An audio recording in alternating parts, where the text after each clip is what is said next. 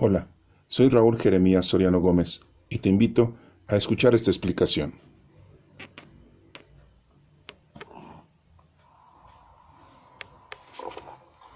Éxodo capítulo 4. Ellos no me creerán, ni tampoco me harán caso, contestó Moisés. Al contrario, me dirán, el Señor no se te ha aparecido. ¿Qué es lo que tienes en la mano?, preguntó el Señor. Un bastón, contestó Moisés. Arrójalo al suelo, ordenó el Señor. Moisés lo arrojó al suelo y en ese mismo instante el bastón se convirtió en una serpiente. Moisés echó a correr para alejarse de ella, pero el Señor le dijo, extiende la mano y agárrala de la cola. Moisés extendió la mano y la agarró, la serpiente se convirtió otra vez en bastón. Esto es para que crean que se te ha aparecido el Señor Dios de tus antepasados, Dios de Abraham, de Isaac y de Jacob. Dijo el Señor, y ahora mete tu mano en el pecho. Moisés metió su mano en el pecho y al sacarla vio que estaba enferma de lepra y blanca como la nieve. Entonces Dios le dijo, vuelve a meter tu mano en el pecho. Moisés lo hizo así y al sacar la mano de nuevo ya estaba tan sana como todo su cuerpo. Luego el Señor le dijo, si con la primera señal no te creen ni te hacen caso, entonces creerán con la segunda. Pero si no te creen ni te hacen caso con ninguna de estas dos señales, saca agua del río y derrámala sobre el suelo. En cuanto el agua que saques del río caiga al suelo, se convertirá en sangre. Ay, Señor, respondió Moisés, yo no tengo facilidad de palabra, y esto no es solo de ayer ni de ahora que estás hablando con este siervo tuyo, sino de tiempo atrás. Siempre que hablo se me traba la lengua. Pero el Señor le contestó, ¿y quién le ha dado la boca al hombre? ¿Quién, sino yo, lo hace mudo, sordo, ciego o que pueda ver? Así que anda, que yo estaré contigo cuando hables y te enseñaré lo que debes decir. Moisés insistió, ay, Señor, por favor envía a alguna otra persona. Entonces el Señor se enojó con Moisés y le dijo, pues ahí está tu hermano Aarón el levita. Yo sé que él habla muy bien, además él viene a tu encuentro y se va a alegrar mucho de verte. Habla con él y explícale todo lo que tiene que decir. Yo por mi parte estaré con él y contigo cuando hablen y les daré instrucciones de lo que deben de hacer. Tú le hablarás a Aarón como si fuera yo mismo, y Aarón a su vez le comunicará al pueblo lo que le digas tú. Llévate este bastón porque con él harás cosas asombrosas. Moisés volvió a casa de su suegro Jetro y le dijo, tengo que regresar a Egipto donde están mis hermanos de raza. Quiero ver si todavía viven. Anda, que te vaya bien, contestó Jetro. Cuando Moisés estaba aún en la región de Madián, el Señor le dijo, regresa a Egipto porque ya han muerto todos los que querían matarte. Moisés tomó entonces a su esposa y a su hijo, los montó en un asno y regresó a Egipto. En la mano llevaba el bastón de Dios. Después el Señor le dijo a Moisés, cuando llegues a Egipto, pon toda tu atención en hacer ante el faraón las maravillas que te he dado el poder de realizar. Yo por mi parte voy a hacer que él se ponga terco y que no deje salir a los israelitas. Entonces le dirás al faraón, así dice el Señor Israel, es mi hijo mayor. Ya te he dicho que dejes salir a mi hijo para que vaya a adorarme, pero como no has querido dejarlo salir, yo voy a matar a tu hijo mayor. Durante el camino, en el lugar donde Moisés y su familia iban a pasar la noche, el Señor salió al encuentro de Moisés quiso matarlo. Entonces Séfora tomó un cuchillo de piedra y le cortó el prepucio a su hijo. Luego, tocando con el prepucio del niño los pies de Moisés, le dijo, en verdad tú eres para mí un esposo de sangre. Entonces el Señor dejó ir a Moisés y Séfora dijo que Moisés era un esposo de sangre debido a la circuncisión. Mientras tanto, el Señor le había dicho a Aarón, ve al desierto a encontrarte con Moisés. Y Aarón fue y encontró a Moisés en el monte de Dios. Allí lo saludó con un beso. Entonces Moisés le contó a Aarón todas las cosas que el Señor le había ordenado decir y también las grandes maravillas que le mandaba hacer. Luego fueron los dos a reunir a los ancianos de Israel y Aarón les contó todo lo que el Señor había dicho, con todo lo que el Señor había dicho a Moisés, haciendo además ante la gente las maravillas que Dios le había ordenado. La gente quedó convencida y al saber que el Señor había puesto su atención en ellos y que había visto cómo sufrían, se inclinaron en actitud de adoración. Éxodo capítulo 5. Después de esto, Moisés y Aarón fueron a decirle al faraón: así ha dicho el Señor, el Dios de Israel: deja ir a mi pueblo al desierto para que haga allí una fiesta en mi honor.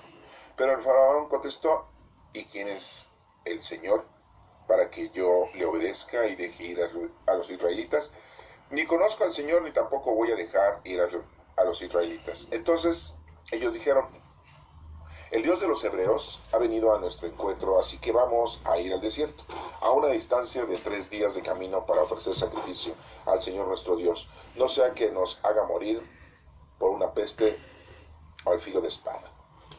Pero el rey de Egipto le dijo a Moisés y Aarón: ¿por qué distraen a la gente de su trabajo? Vayan a seguir trabajando. También les dijo el faraón: ahora que hay tantos israelitas en el país, ¿van ustedes a hacer que dejen de trabajar? Ese mismo día el faraón le ordenó a los capataces y jefes de grupo: ya no les den paja a los israelitas para que hagan adobes, como se ha estado haciendo, que vayan ellos mismos a recoger la paja, pero exíjanles la misma cantidad de adobes que han hecho hasta ahora, ni un solo adobe menos. Son unos holgazanes y por eso gritan: vayamos a ofrecer sacrificios a nuestro Dios. Hagan trabajar más duro a esa gente, manténganlos ocupados, para que no hagan caso de mentiras. Los capataces y jefes del grupo salieron y fueron a decirle a la gente: el faraón ha dado órdenes de que ya no se les dé paja. Ahora ustedes mismos tendrán que ir a recogerla en donde la encuentren. Pero no por eso se les va a rebajar la cantidad de adobes que tienen fijado.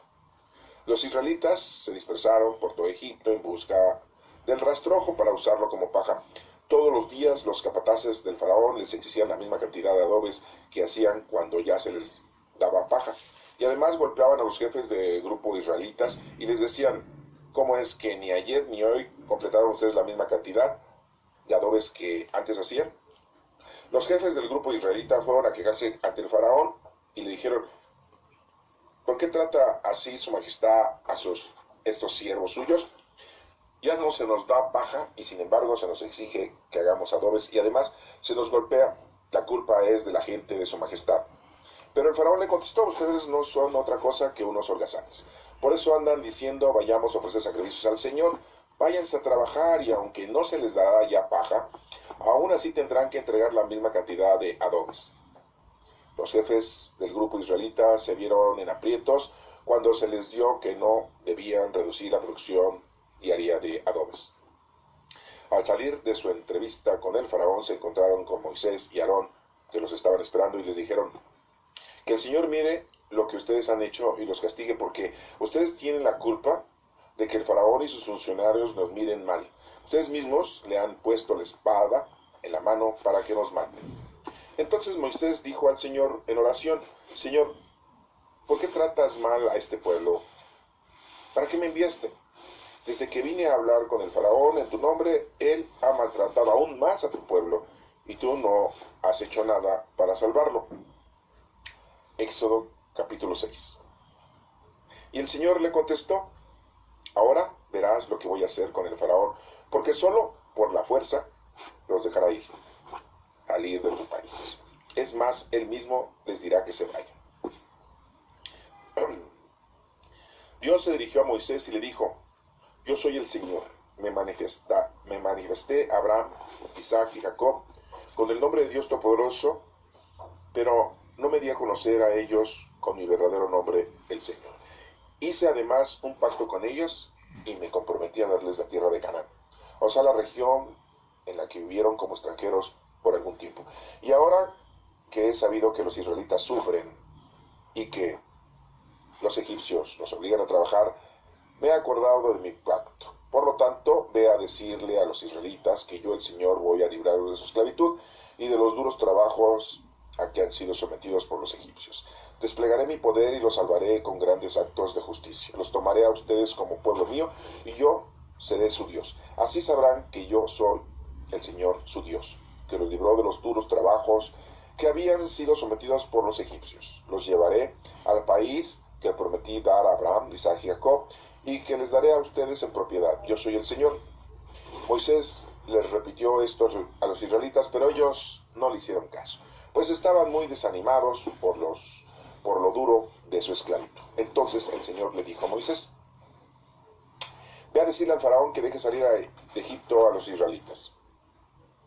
Pero Moisés le contestó al Señor: ni siquiera los israelitas me hacen caso. ¿Y cómo me van a hacer caso el faraón si yo soy tan torpe para hablar? Entonces el Señor mandó a Moisés y a Aarón que le dijeran a los israelitas y al faraón que tenían órdenes precisas de sacar de Egipto a los israelitas.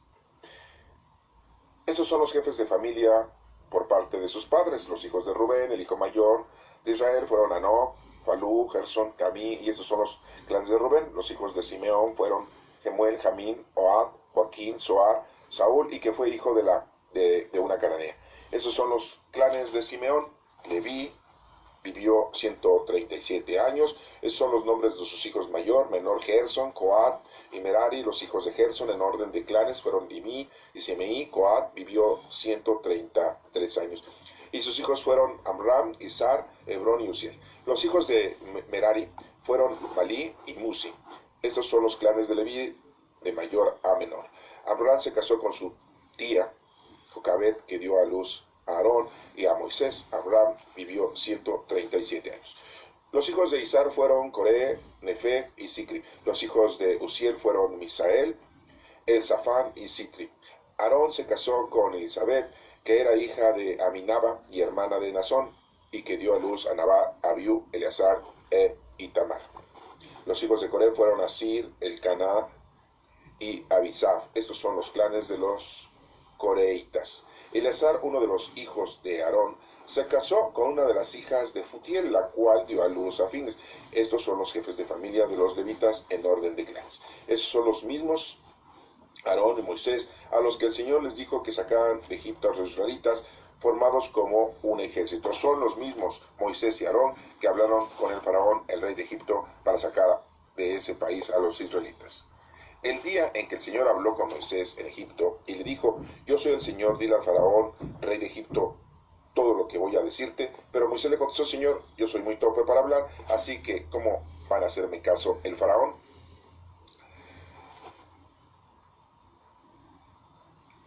Éxodo capítulo 7.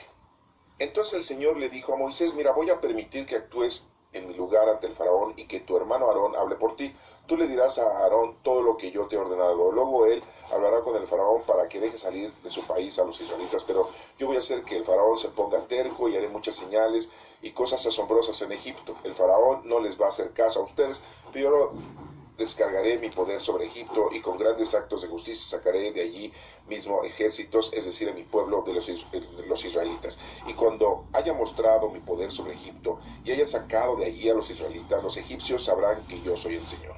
Moisés y Aarón hicieron todo como el Señor se lo había ordenado. Moisés tenía 80 años y Aarón 83 cuando hablaron con el faraón. El Señor le dijo a Moisés y Aarón: si el faraón les pide que hagan un milagro, le dirán a Aarón: le dirás a Aarón que tome su bastón y que lo arroje al suelo ante el faraón para que se convierta en una serpiente. Moisés y Aarón fueron a ver al faraón e hicieron lo que el Señor había ordenado. Aarón arrojó su bastón al suelo delante del faraón y de sus funcionarios, y el bastón se convirtió en una serpiente. El faraón, por su parte, mandó llamar a sus sabios y magos, los cuales, con sus artes mágicas, hicieron también lo mismo. Cada uno de ellos arrojó su bastón al suelo y cada bastón se convirtió en una serpiente. Pero el bastón de Aarón se comió los bastones de los sabios y magos. A pesar de esto, el faraón se puso terco y no hizo caso, tal como el Señor lo había dicho. Después el Señor le dijo a Moisés: el faraón se ha puesto terco y no quiere dejar salir a sus israelitas. Pero mañana temprano irás a verlo. Cuando él baje del río, espéralo en la orilla y lleva contigo el bastón que se convirtió en serpiente. Allí le dirás: el Señor, el Dios de los hebreos, me ha enviado a decirte: deja ir a mi pueblo para que me adore en el desierto, pero hasta ahora no has hecho caso. Por lo tanto el Señor ha dicho: ahora vas a saber que yo soy el Señor. Cuando yo golpee el agua del río con este bastón que tengo en la mano, el agua se convertirá en sangre. Los peces morirán y el río apestará tanto que los egipcios tendrán asco de beber de esa agua. Además el Señor le dijo a Moisés: dile a Aarón que tome su bastón y que extienda su brazo sobre los ríos, arroyos, lagunas y depósitos de agua de Egipto. Sobre todo lo que tenga agua para que se convierta en sangre, así habrá sangre hasta que los recipientes de entera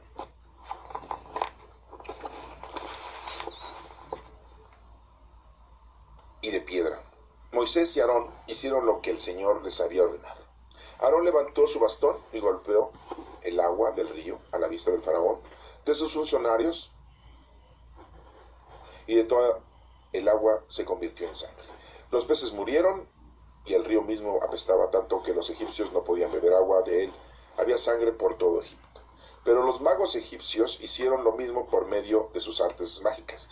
Así que el faraón se puso terco y no les hizo caso a Moisés y Aarón, tal como el Señor lo había dicho. El faraón regresó a su palacio sin darle importancia a este asunto, y todos los egipcios tuvieron que hacer pozos en las orillas del río para sacar agua limpia, pues el agua del río no se podía beber. 7 días después de que el Señor golpeaba el agua del río, el Señor le dijo a Moisés: ve a ver al faraón y dile, dice así el Señor, deja ir a mi pueblo para que me adore. Esta es palabra de Dios. Te alabamos, Señor. Bueno, veamos nosotros en estos capítulos, en el número 4, el número 5 y el número 6 y en el número 7, tenemos una complicación histórica, literal, teológica, de continuidad, ya que aquí nos vamos a dar cuenta algo que mucha gente pasa por alto, algo que muchos estudiosos cuando leen las Sagradas Escrituras pues no se dan cuenta. Si ustedes ahorita se dieron cuenta, leímos una parte del Éxodo, el número 4 y el número 5, y después llegamos al número 6, en donde en la parte del versículo 14 nos empieza a mencionar la lista de los antepasados de Aarón y Moisés. Y después, antes de empezar, bueno, un poquito antes de empezar el 7, nos vuelve a repetir que Dios manda a Moisés y a Aarón al pueblo de Egipto y que el faraón no les va a hacer caso. Y les da el bastón como, pues es el báculo, como señal de lo que van a hacer delante del faraón, de esas cosas milagrosas que aún hoy en día, pues no podíamos entenderlas sin que pudiéramos investigar y saber exactamente cómo ocurrieron. Se nos vuelve a repetir una información. Esto es muy importante de notarlo porque quiero hacerles ver a ustedes que el hagiógrafo, quien haya escrito el Éxodo, que se le atribuye a Moisés, sí, pero ya hablando, como dicen más certeramente, es muy difícil que Moisés se ponga a escribir. Ya vimos que tiene una deficiencia Moisés, el hablar se lo está diciendo a nuestro Padre Dios, y por eso nuestro Padre Dios le dice, bueno, acompáñate con Aarón. Aarón va a ser el que va a hablar ante tu pueblo para que te crean y te entiendan, porque tú eres tartamudo. Pues ustedes han conocido una persona tartamuda, a veces no se le entiende muy bien y no tiene buen tono de voz. ¿Esto a qué me conlleva? A decirles a ustedes que pues de alguna manera a lo mejor Moisés tenía la habilidad de escribir, ¿verdad? De ser un buen hagiógrafo, de ser un buen escritor. Pero muy dudosamente lo podríamos nosotros aceptar. Más bien, podremos pensar que un hagiógrafo fue y escribió todo lo que Moisés de alguna manera decía o lo que contaba Aarón con respecto a este punto. Pero hago también observar que por qué en este versículo, después de pasar el número 6, empezamos a ver de una explicación, cuando Dios vuelve a llamar a Moisés, y en el versículo 14 nos empieza a mencionar los descendientes de Aarón y Moisés, que no tiene nada que ver con la continuidad de la lectura. Y después, antes de empezar el capítulo número 7, nos empieza a mencionar lo mismo que ya había mencionado Dios, lo que iba a pasar, y que ya lo leímos en el capítulo número 5, y un poquito antes del 5 en el capítulo número 4. cuando estaba hablando con nuestro Padre Dios. Vamos a analizar los puntos, vamos a analizar los capítulos, y vemos cómo aquí en el capítulo número 7 da la misma información, da la misma explicación, y vamos poniendo énfasis en que pues el faraón se va a poner terco, porque así le dice nuestro Padre Dios, y eso ya lo habíamos repetido en el capítulo número 5. Y empezamos el capítulo número 8 y no acaba el bloque. Aquí podemos pensar que la persona que decidió repartir todos los versos de la Sagrada Escritura, y que formó capítulos y que después formó los versículos, pues no lo hizo de una manera muy precisa en el capítulo número 7 y capítulo número 8 del Éxodo, ya que hubo un problema ahí de que hay una continuación, no lo pudo dividir. Hay una situación en la cual pues teníamos que seguir leyendo el número 8 para poder entender la continuidad de la frase en la que se está llevando a cabo esta explicación. Entonces, es muy importante esto de notarlo, porque muchas veces nosotros lo leemos y decimos, bueno, pues lo está repitiendo. Pues sí, pero un geógrafo, ¿por qué tiene que repetir? Y entonces aquí nos damos cuenta que esto fue escrito en un tiempo, en un año, que no nos sabemos cuándo, y después se volvió a escribir, y cuando se encontraron los escritos, pues se adjuntaron simple y llanamente.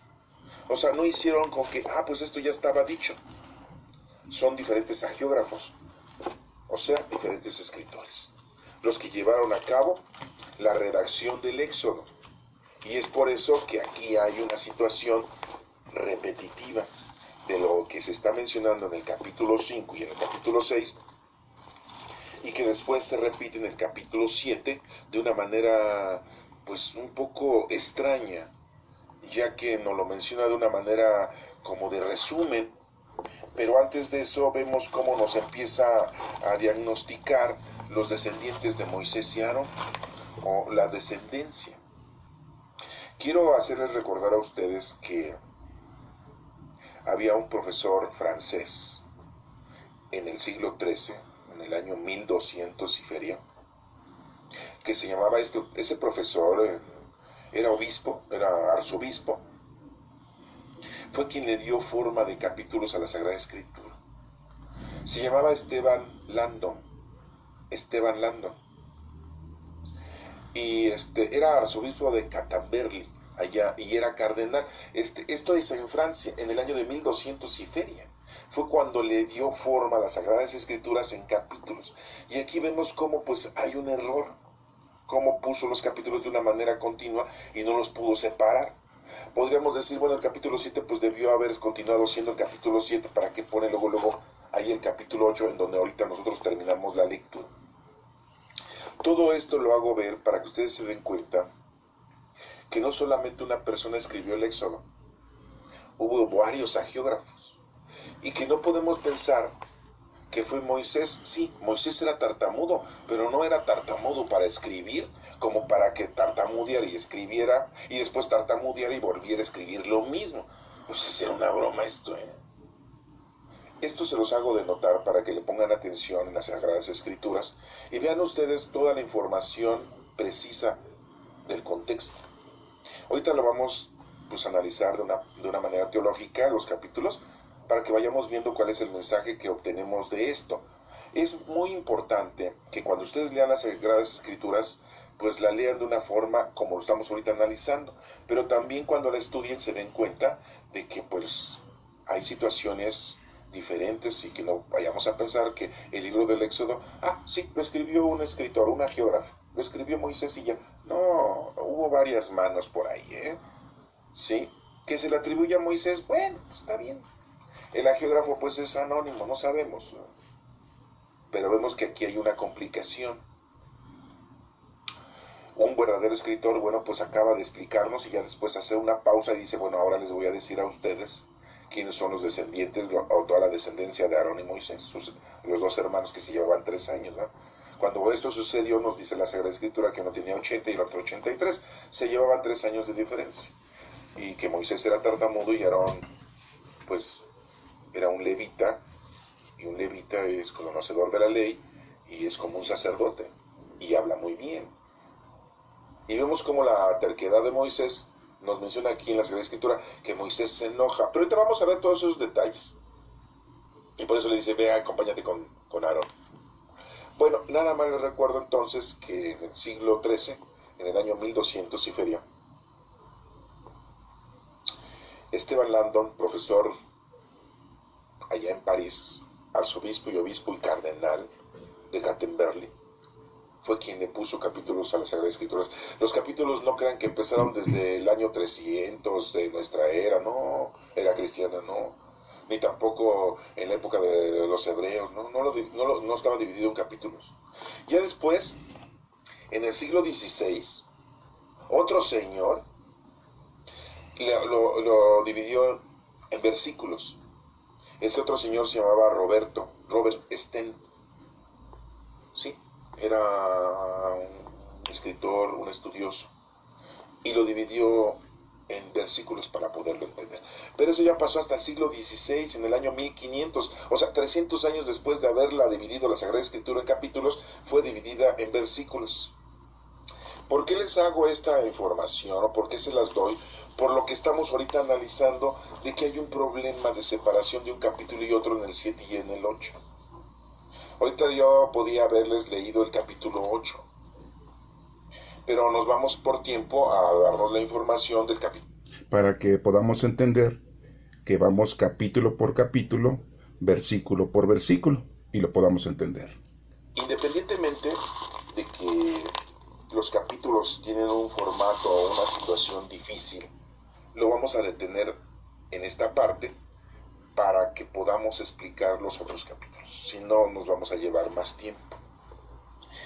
Bueno, empecemos pues con el capítulo número 4. Nos menciona Moisés cuando Dios le está diciendo que tendrá que ir a Egipto. Le contesta pues que no me van a creer mi raza, mi tribu. Y Dios le dice, ¿qué traes en la mano? Un bastón. Bueno, arrójalo al suelo y se va a convertir en serpiente. Se convirtió en serpiente. Se asusta a Moisés y le dice, agárralo de la cola y se va a volver a convertir en bastón. Así le vas a demostrar a tu pueblo que te estoy mandando yo. Y bueno, dice Dios, dice Moisés, dice aquí, dijo el Señor, y ahora mete tu mano en el pecho. Sácala, y se vio enferma la mano de Moisés de lepra y toda blanca. Vuélvela a meter y sácala. Y si no te creen, pues sacas el agua del río, y entonces así te van a poder entender, te van a creer, y de alguna manera eso les va a servir a ellos para poder entender los mensajes que Dios está mandándoles a cada uno de ellos, y que su libertad está próxima en estar con ellos. Está dando información de 3 situaciones muy milagrosas. El bastón que se convierte en serpiente, la mano que se enferma y se cura, que la mete en el pecho, y después que agarre agua y la va a convertir en sangre. Y entonces, pero el Señor le contestó, ¿y quién le ha dado la boca al hombre? ¿Quién sino yo lo hace mudo, sordo, ciego o que pueda ver? Así que anda, que yo estaré contigo cuando hables y te enseñaré lo que debes decir. Y así Moisés insistió, ay Señor, por favor, envía a alguna otra persona. Entonces el Señor, aquí nos menciona que el Señor se enojó. Y no es que se haya enojado de una manera exagerada, pero así lo menciona la Escritura, así lo está mencionando, que se había enojado. Bastón, porque con él harás cosas asombrosas. Es el báculo de Moisés. Llega Moisés, le dice a su suegro, regresa a Egipto, porque le dice a su suegro que tiene que regresar con sus compatriotas. Pero Dios le dice, yo haré que el faraón se ponga terco. Entonces vemos cómo el Señor interviene para que el faraón se ponga terco y no los deje salir. ¿Se dan cuenta entonces cuál es el mensaje de todo esto? El Señor interviene siempre, en todo lo que nosotros hagamos. Él es nuestro guía. Él es nuestro Padre. Él hace todo. Nosotros solamente somos, a hoy, sus hijos. Somos un instrumento del Señor. Y tenemos que hacer lo que nos corresponde y lo que Él nos va indicando. Ese es el mensaje. Pero hay un mensaje importante que ahorita se los voy a explicar, porque lo de la serpiente, el bastón que se convierte en serpiente, también la mano que se enferma, y también el agua que se convierte en sangre. Pero ahorita vamos a pasar ese punto, solo antes de terminar, ¿sí? Ahorita vamos viendo que vemos que Moisés se va con su mujer, Séfora y su hijo, y durante el camino en el lugar donde Moisés y su familia iban a pasar la noche, el Señor salió al encuentro con Moisés y quiso matarlo. Así dice la Escritura. Entonces Séfora tomó un cuchillo de piedra, le cortó el prepucio a su hijo. Lo circuncida. Séfora, su hijo. No estaban circuncidados porque acuérdense pues que Séfora no había crecido con los hebreos ahí en Egipto. Y ya después le dicen, ¿verdad? Tú eres mi esposo de sangre. Entonces el Señor dejó ir a Moisés y Séfora dijo que Moisés era su esposo de sangre debido a la circuncisión. Nos damos cuenta entonces que aquí Moisés tiene una situación en la que su familia interviene, en este caso Séfora y su hijo es circuncidado, que eso era lo importante para que la familia completa estuviera bien delante de Dios. Con la circuncisión era el símbolo de que la familia estaba plenamente en adoración a nuestro Padre Dios. Bueno, nos menciona aquí que Moisés le contó a Aarón todas las cosas que el Señor había ordenado, decir también las grandes maravillas que le mandaba hacer. Luego fueron los dos a reunir a los ancianos de Israel. Y Aarón les contó todo lo que el Señor había dicho a Moisés, haciendo además ante la gente las maravillas que Dios le había ordenado. La gente quedó convencida y al saber que el Señor había puesto su atención en ellos y que había visto cómo sufrían, se inclinaron en la actitud de oración, pero ante Dios, no ante Moisés y Aarón. Entonces, pues volvemos a otro punto. Al único que le debemos la adoración es a nuestro Padre Dios, a ningún ser humano elevado a los altares como ejemplos de vida. Así nos menciona la Iglesia Católica. Fue muy bueno San Juan Bosco. Pues sí, está bien, pero no lo voy a adorar. Fue muy bueno San Francisco. Pues sí, de Asís, ¿verdad? Pero pues no lo voy a adorar. Que San Agustín, que muy bueno, con sus mensajes teológicos y sus libros que están impresos ya hoy en día con tanta bondad y con tanta caridad y con tanta inteligencia, guiados por nuestro Padre. Sí, pero San Agustín era un ser humano igual que nosotros. Le decimos San Agustín, San Juan Bosco, San Francisco, como si fueran santos, porque así los queremos denominar nosotros, pero al único que le debemos adoración es a nuestro Padre Dios. Y lo estamos viendo aquí, que después de ver las cosas milagrosas que hacían Moisés y Aarón cuando fueron a visitar a los ancianos y al pueblo, ahí en Egipto, pues se inclinaron a hacer adoración. Esa es una información muy importante aquí en el capítulo 4, en el que Dios nos habla, Dios nos está hablando, así como le habló a Moisés. Y debemos de obedecerle. Y que vemos que Dios todo lo mueve. Y le dice muy claramente, voy a poner de terco al faraón. O sea, ¿por qué? O sea, ¿por qué quiso nuestro Padre Dios poner de terco al faraón? Ya entendieron por qué, creo. Porque si no es así, no se manifiesta el poder de Dios. Y si no es así, no lo entendemos. Y si no lo entendemos, no lo vamos a comprender. No lo vamos a conocer a Dios. Y si no lo conocemos, no lo podemos amar. Y si no lo amamos, no lo podemos servir. ¿Se dan cuenta de por qué el Señor tiene que llevar a cabo un plan salvífico? Un plan para que tú lleves a cabo salvación conforme a lo que te corresponde trabajar en esta vida. Todo ese mensaje nos está dando en el número 4, en este capítulo número 4. Y pues sí, Moisés dice, usando la razón, pues no me van a hacer caso, yo soy tartamudo. Bueno, llévate a Aarón. Y le menciona tres cosas, ¿verdad? Ya vamos a rezar y vamos a interpretar lo que se nos está diciendo teológicamente, esos puntitos. ¿Por qué el Señor opta porque el bastón se convierta en una serpiente? ¿Reflejando qué? ¿Se acuerdan ustedes? Sí, del pecado de Adán y Eva, exactamente, el pecado original.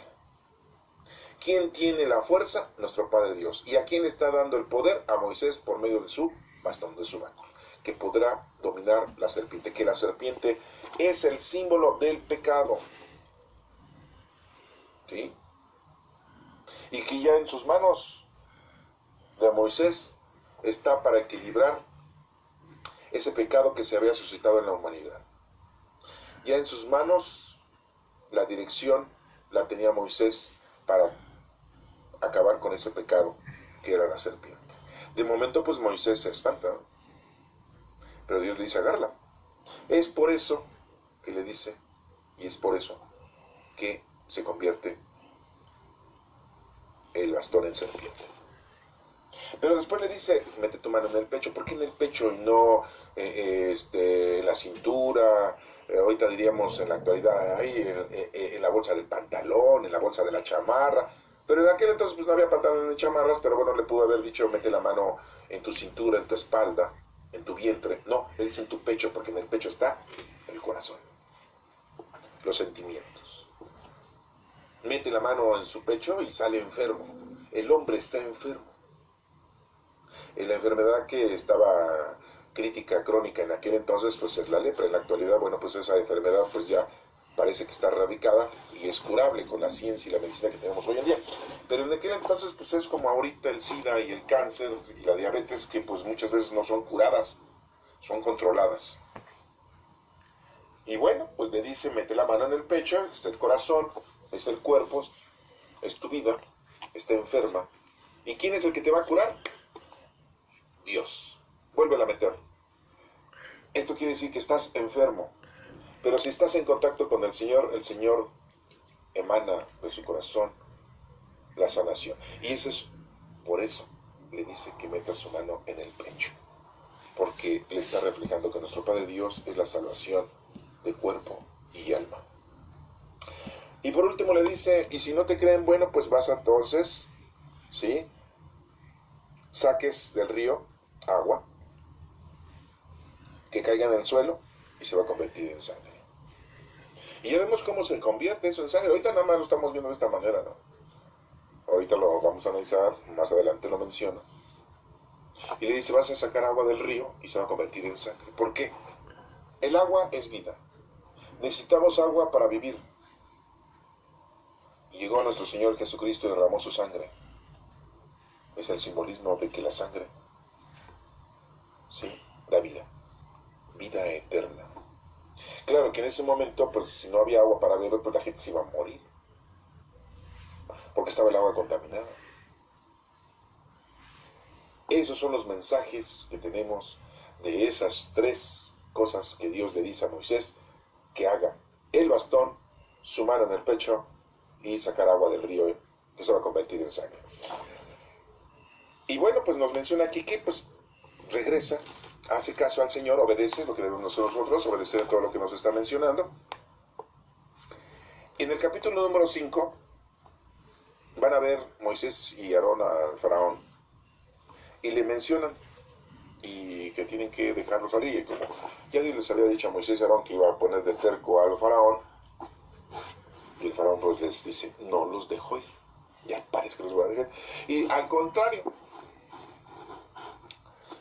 les pone un duro trabajo. Nos menciona aquí que vayan y busquen los mismos israelitas la paja para hacer los adobes, porque antes se lo estaban dando y nada más hacían los adobes. Ahora no, ahora vas y lo buscas, el trabajo era más pesado y todo porque el faraón se enoja. Este enojo del faraón es muy distinto al enojo que hace rato leímos cuando dice Dios, y Dios se enojó y entonces le dijo, bueno, pues llévate a Aarón. Es muy distinto el enojo. El faraón se enoja por una terquedad que Dios mismo le había inducido. Y Dios se enoja con Moisés no con un enojo de odio, ni de rencor, ni porque haya sido inducido por lo que estaba haciendo Moisés y se haya enojado nuestro Padre Dios, no, sino porque nos damos cuenta que todos, así, al igual que Moisés, nos falta mucha unión con nuestro Padre Dios para entender todo lo que nos pasa, todo lo que tenemos en vida y todas las circunstancias que estamos viviendo. Y aquí, bueno, pues nos estamos dando cuenta entonces que pues el faraón pone el mundo, el demonio y la carne, te pone pesadas pruebas durante toda tu vida. Es como si estuviera el faraón, te pone cargas muy difíciles, te enferma y no tienes dinero y tienes que ir a trabajar, te va a situaciones muy difíciles en tu familia, con tu pareja, con tus hijos, con tus padres, te pone situaciones muy conflictivas, de problemas, de discordias, de separación, de divorcios, y te pone pruebas muy duras el mundo, el demonio y la carne. El faraón aquí pone cargas muy pesadas a los... Pero Dios sabe todo. Si tú estás comunicado con Dios, Dios te va a ayudar, como ayudó a los hebreos. Y bueno, pues aquí nos damos cuenta que los jefes del grupo israelita, pues va y habla con el faraón y le dice, pues es que nos estás cargando la mano, ¿eh? Como vulgarmente dicen, ¿no? Y también al salir de la entrevista con el faraón, pues se encuentran a Moisés y Aarón y le dicen que el Señor mire lo que ustedes han hecho. En vez de que nos vaya bien, nos está yendo más mal. Entonces hace oración Moisés, nos menciona aquí que hace oración Moisés ante Dios y le dice, ¿cómo es posible, Señor? ¿Por qué tratas tan mal a este pueblo? ¿Para qué me enviaste si está pasando todo esto? En vez de que parece que esto se solucione, todo esto es precisamente para que vean ustedes, y ellos vieron, el poder divino de nuestro Padre Dios, que todo lo mueve y no se mueve nada sin la voluntad de nuestro Padre Dios. Todo lo que pase en el mundo es porque así Dios ya lo tiene planificado. En el número 6 nos menciona, y el Señor contestó, ahora verás lo que voy a hacer con el faraón, porque solo por la fuerza los dejará salir de su país. Es más, él mismo dirá que se vaya. Como Dios dice eso, para que se den cuenta ustedes que el Señor nos pone pruebas, sí, a lo mejor muy difíciles, pero que las puede superar. Por eso en la oración del Padre Nuestro decimos nosotros, no nos dejes caer en la tentación. Dios se dirige a Moisés, yo soy el Señor, me manifesté a Abraham, Isaac y Jacob, le vuelvo a decir, hice un pacto, les voy a dar ese pueblo de Canaán, en donde fueron extranjeros, así se los prometí, y ahí sí se los voy a dar, se los voy a cumplir. ¿Sí? Por lo tanto, voy a decirle a los israelitas que yo, el Señor, voy a librarlos de su esclavitud, desplegaré mi poder y los salvaré con grandes actos de justicia. Dios siempre nos aplica la justicia, tarde o temprano. Dirán ustedes, ¿por qué el Señor siempre hace esto? Precisamente lo hace para que te des cuenta y lo conozcas perfectamente. Si estás con Él, no hay necesidad de nada y no vas a sufrir. Pero si te alejas, si no haces oración, si no lo conoces, pues estás distante de Él y entonces te empieza a ir mal. Tienes problemas en tu vida. Pero si estás con Él, no hay ningún problema. Has aprendido porque lo conoces, lo amas y lo sirves. Y no te va a preocupar las cosas mundanas, las cosas corporales, las cosas familiares o los problemas, ¿verdad? En la vida. ¿Por qué? Porque conoces a Dios y sabes que las cosas todas están planeadas para algo. A veces nosotros nos va mal económicamente, precisamente es para que estemos cerca del Señor. A veces tenemos situaciones problemáticas con nuestras familias, precisamente para que tú te des cuenta y te acerques al Señor. Y así consecutivamente. Tenemos alguna enfermedad y es precisamente para que te acerques más al Señor, para que conozcas su poder. Imagínate, tú le pides al Señor reconciliarte con tus hijos, que muy difícilmente te vas a reconciliar, pero si estás con el Señor y te reconcilias, te vas a dar cuenta de que el poder de Dios se manifiesta. Tú quieres que encuentres un buen trabajo si estás comunicado con Dios, para que tengas un buen dinero para darle casa, vestir y sustento a tu familia, y el Señor te ayuda y se manifiesta y encuentras un buen trabajo. Y en todo el Señor siempre va a estar así. Todo esto es para que tú te des cuenta de que el Señor siempre está con nosotros. Y bueno, pues aquí nos mencionan en el capítulo 6, ¿sí?, que Dios le está diciendo que pues Él es el Dios de Abraham, Isaac y Jacob, y que le va a cumplir la promesa. Venle a decir al faraón que deje salir de Egipto a los israelitas. El Señor le dice, ni siquiera los israelitas me hacen caso. ¿Y cómo que me van a hacer caso? El faraón, si soy torpe para hablar. Entonces el Señor mandó a Moisés y a Aarón que dijeran a los israelitas y al faraón que tenían órdenes precisas de sacar de Egipto a los israelitas. Ese es el capítulo 13, es el versículo 13 del capítulo 6. Y aquí viene el problema del escritor. Viene el problema de quien integró estos escritos en el Éxodo. Porque en el versículo 14 nos empieza a mencionar toda la descendencia de Aarón y Moisés. Este es el momento en el que no debían de mencionarnos eso. Y después de mencionarnos esto hasta el versículo número 26, en el número 28, nos decía, el día en que el Señor habló con Moisés en Egipto, le dijo, yo soy el Señor, dile al faraón, rey de Egipto, todo lo que voy a decirte. Pero Moisés le contestó, Señor, yo soy muy torpe para hablar, así que ¿cómo van a hacerme caso? O sea, ya lo había mandado y otra vez están repitiendo lo mismo. ¿Se dan cuenta de esto? ¿Se dan cuenta entonces cómo está repetitivo? Aquí el versículo número 28 del capítulo número 6 está repetitivo cuando empezamos a leer el capítulo 4, versículo 1, en donde le dijo esas 3 señales. En donde en el versículo número 10 del capítulo 4, ya lo habíamos leído. En el versículo número 10 del capítulo 4 dice, ay Señor, respondió Moisés, yo no tengo facilidad de hablar, y esto no es solo de ayer, ni de ahora que estás hablando con este siervo tuyo, sino de tiempo atrás siempre que hablo se me traba la lengua. Ya se lo había dicho Moisés a Dios en el versículo 10 del capítulo 4. Y estamos viendo aquí en el capítulo número 7 casi, bueno, versículo 28 del 6, dice, yo soy el Señor, diré al faraón, el rey de Egipto, todo lo que voy a decirte. Pero Moisés le contestó, Señor, soy muy torpe para hablar. ¿Se dan cuenta? Esto nos hace ver, como les acabo de informar, que los escritos fueron adjuntados y que los escritores pues eran otros. No fue solamente Moisés, no creo que fuera tartamudo hasta para escribir y repitiera las cosas. Aquí nos damos cuenta muy claramente. Y aparte, antes de empezar en este capítulo 7, ¿verdad? Estamos hablando del capítulo número 6, en el versículo 14, empieza a mencionarnos la lista de los antepasados de Aarón y Moisés. Nos cortan la cita bíblica y nos integran aquí un bloque del versículo 14 hasta el versículo 28 o 30 de algo que pues no tiene que ver.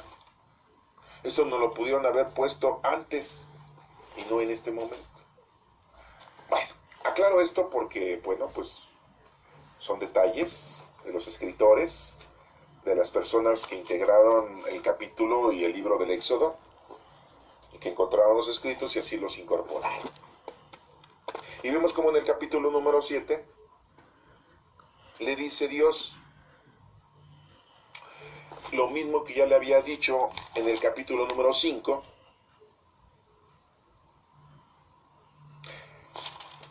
a Moisés y Aarón. Voy a permitir que tú actúes en mi lugar ante el faraón y que tu hermano Aarón hable por ti. Tú le dirás a Aarón todo lo que yo te ordene, etcétera, etcétera, etcétera. Voy a poner terco al faraón. No los va a dejar hacer caso a ustedes, no les va a dejar salir. Después nos menciona en el versículo número 8, de allá del capítulo 7, le dice, el Señor le dijo a Moisés y a Aarón, si el faraón les pide que hagan un milagro, le dirás a Aarón que tome su bastón. Lo traía Aarón el bastón. Lo arroje al suelo ante el faraón para que se convierta en una serpiente. Ya lo habíamos visto, ¿verdad? Bueno, ahí ya lo está ejecutando. Moisés y Aarón fueron a ver al faraón y le hicieron lo que el Señor le había ordenado. Aarón, no Moisés. Aarón arrojó su bastón al suelo delante del faraón y de sus funcionarios, y el bastón se convirtió en una serpiente. Bueno, hoy en día es muy difícil, solamente con trucos, como dicen ahora, trucos de magia. Pues aquí ya los trucos de magia existían, porque dice que el faraón, por su parte, mandó a llamar a sus sabios y magos, los cuales con sus artes mágicas hicieron también lo mismo que hizo Moisés. O sea, que hacen lo mismo con el poder de Dios, o como el poder de Dios. Pero el bastón de Aarón se comió los bastones de los sabios y magos.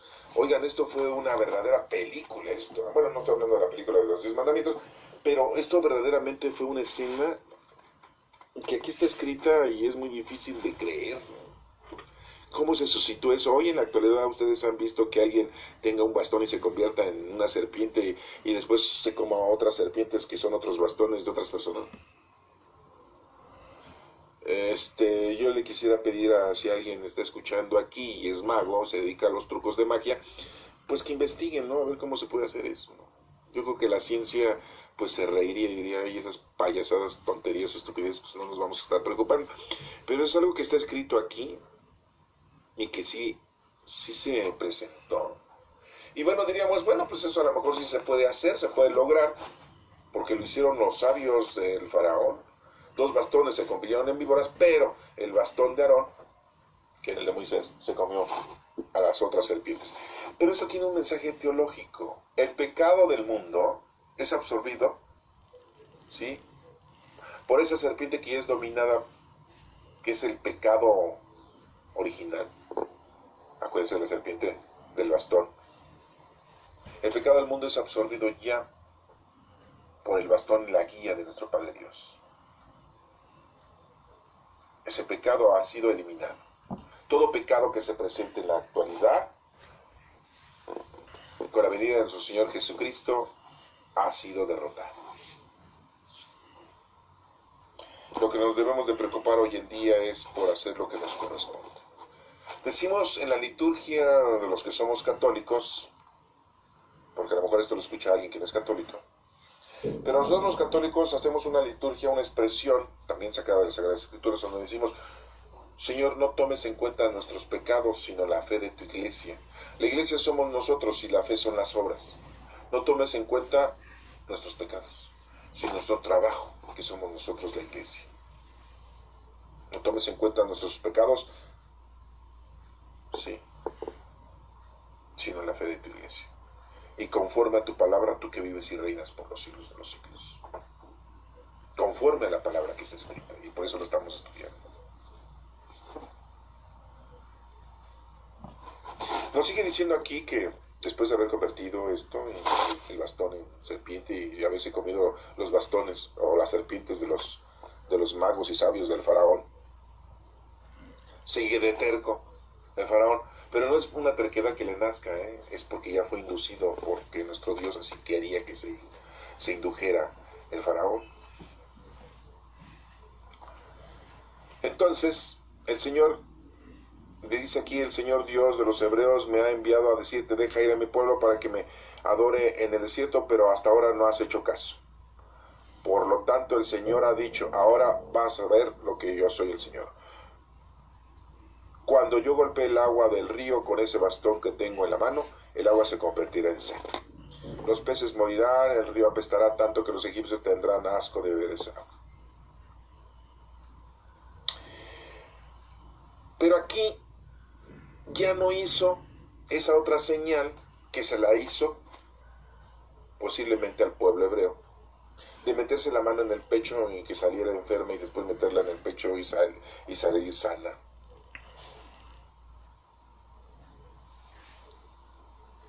Aquí nos menciona que pasa a la tercera opción, al tercer significado de la sangre, en donde se está mencionando que los peces morirán en el río porque se va a convertir en sangre y no se va a poder beber. Además, el Señor le dijo a Moisés, dile a Aarón que tome su bastón, que extienda su brazo sobre los ríos, arroyos, lagunas, depósitos de agua de Egipto, en todo, hasta los depósitos de agua, se va a convertir en sangre. Así se hizo. Golpeó, se convirtió en sangre, murieron los peces. Pero los magos egipcios dicen en el versículo 22 Hicieron lo mismo por medio de sus artes mágicas, así que el faraón se puso terco y no les hizo caso a Moisés ni a Aarón, tal como el Señor lo había dicho. También hicieron lo mismo. El faraón regresó a su palacio sin darle importancia a este asunto, y todos los egipcios tuvieron que hacer pozos en las orillas del río para sacar agua limpia, pues el agua del río no se podía beber. Entonces, esto nos da a entender que los magos del faraón hicieron lo mismo de convertir agua en otra cosa, pero era muy distinto a lo que hizo Aarón y Moisés con el agua que Dios les había dicho que se iba a convertir en sangre, ya que en este versículo nos menciona que los egipcios tuvieron que hacer pozos en las orillas del río para sacar agua limpia, porque la de afuera estaba ya contaminada de sangre. Ya vimos que la sangre es purificación. En la época de nuestro Señor Jesucristo derramó su sangre para nuestra santificación. La sangre de Cristo es nuestra santificación y nos da vida eterna. Pero se dan cuenta aquí que dice en el versículo número 25, 7 días después de que el Señor golpeara el agua, 7 días después de que golpeara el agua del río, el Señor le dijo a Moisés, y empieza el capítulo 8. No nos hace un corte, ¿se dan cuenta? Ve a ver al faraón y dile, así dice el Señor, deja ir a mi pueblo para que me adore.